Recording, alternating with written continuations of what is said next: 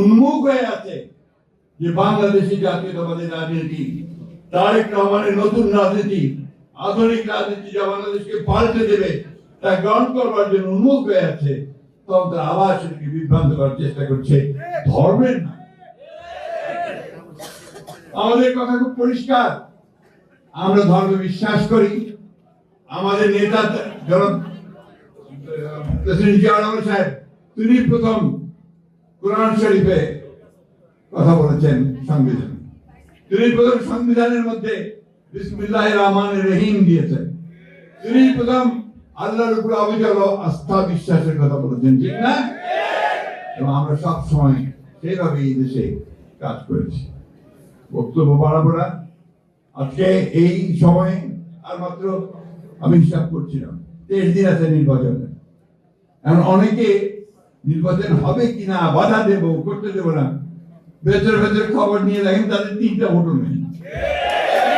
বড় গোড়ায় বলে নির্বাচন হতে দেব না, ভয় হোক, নির্বাচন দেখা যাক কে কতটা ভোট পায়। আমরা তো সেজন্য আমরা ভোটের জন্য উন্মুখ হয়ে আছি। আমরা নির্বাচন চাই, আমরা যাবো জনগণের কাছে।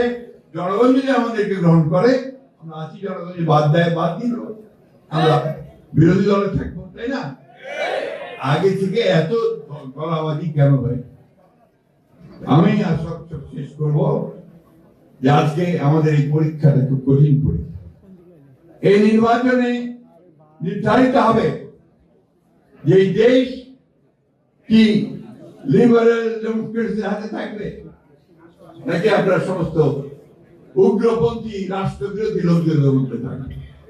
আমাদেরকে অবশ্যই সেই উদারপন্থী রাস্তা বেছে নিতে হবে, গণতন্ত্রের রাস্তা বেছে নিতে হবে, মানুষের কল্যাণের রাস্তা বেছে নিতে হবে।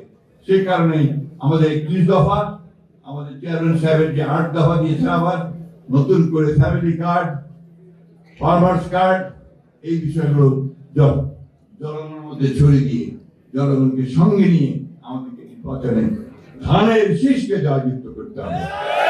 ধানের শীষকে যদি আমরা জয়যুক্ত করি, তাহলে শহীদ প্রেসিডেন্ট জিয়া রহমানের প্রতি আমাদের শ্রদ্ধা জানানো হবে, আমাদের মাতা খালেদা জিয়ার প্রতি আমাদের শ্রদ্ধা জানানো হবে।